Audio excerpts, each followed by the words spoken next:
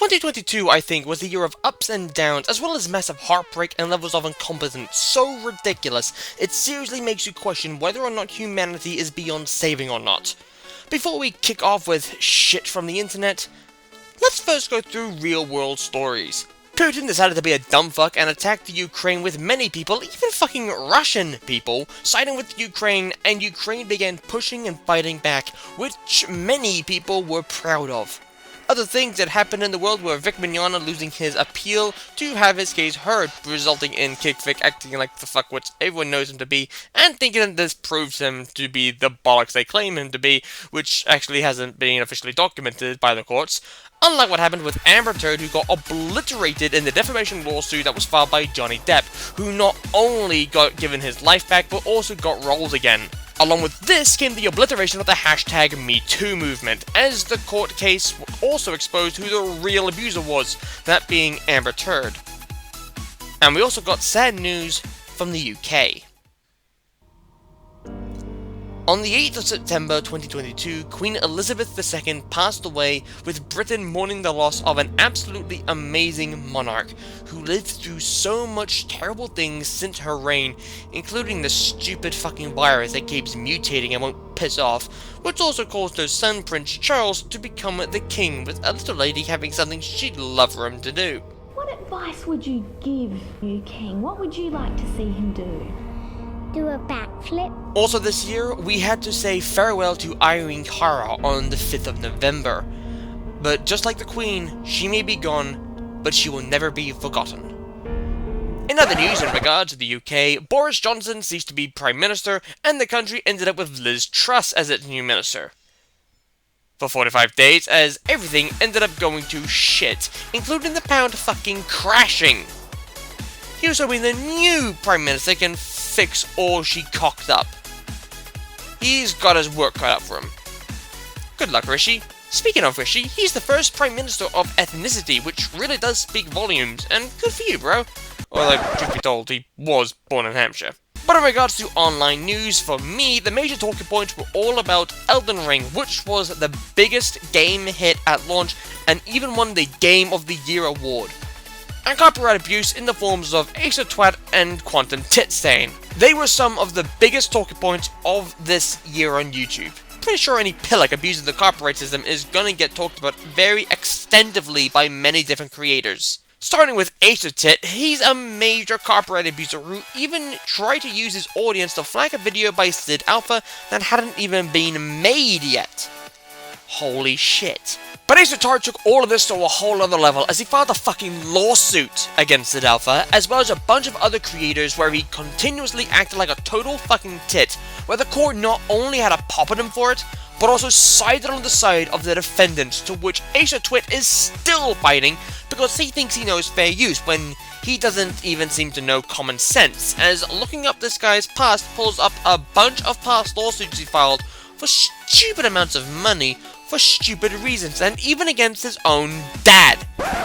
Like, you come across all this shit, and you're sitting there thinking to yourself, what fucking retarded dipshit asylum escapee have I just come across?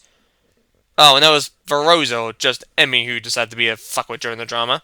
Later in the year, Quantum TV started causing problems after a video he made on Elden Ring, which was found to be utter dog shit by many people, with Mischief covering it, and Quantum decided to threaten to strike the guy. This caused many other creators to cover the topic, which eventually got picked up by the Axeman, where Quantum then issued a copyright strike against him, which caused it all to explode even more out of control. And it also caused Quantum's homophobic and transphobic bullshit to come out into the light, to which led to Quantum excusing himself for saying he was hacked. And I really don't think anyone with a working brain bought it. And at this point, I literally just remembered that during this year, Marvel Spider-Man Remastered became available for everyone on PC, which I've actually completed the main story of, and I thoroughly enjoyed the game. There was also this fucking thing that became a thing for some reason. And I finally buried the hatchet with the Latvian tennis commentator dipshit extraordinaire by beating him in Robo Combat, where he lost, although he made another video on me, which I do feel deserves a bit more going into. I'll admit, this video was far more tolerable and better than basically any other video he's ever made in his life. Oh, and seriously, do not get me started on all the woke crap that's gone on this year. I'd rather drink toilet duck and bleach with some cyanide. On a more personal note for me, I got into a major depression over an ex getting engaged and another with a kid of her own while I was already dating someone who helped me wake up to what a fucking idiot I was being and helped me put me in a better headspace. And then broke up with me a few months later, and then admitted to cheating on me, and then decided to blame the relationship on me when, for the most part, it was the other fucking way around. I still get the feeling that she forgot I do YouTube and cover dipshits not taking accountability and deflecting. Then my head started getting far more fucked up to the point where I have been seeing a psychologist, which has been extremely helpful, and I genuinely do have a good time talking with my psychologist. She even said I sound like one myself during one of our sessions. And I've not even fucking trained. Also in August, I caught COVID, which I recovered from in a week, and while only spending the mornings in bed, and then I would get bored and go, fuck it, I'm watching YouTube. And then I just stopped staying in bed and went on my PC instead. Also, my parents ended up calling me a monster because of this video, which I watched and snagged 54 songs that jived with me from the different countries listed. Hell, I even made a bloody playlist on my phone. Don't judge me. And quite possibly the best till last. I got a new girlfriend in September who, every time I'm with her, I am nothing but smiles. She seriously makes me happy, and I seriously love her. So, to fully compile how this year was, basically, once again, it was all over the place. Lots of highs, but also a lot of lows too.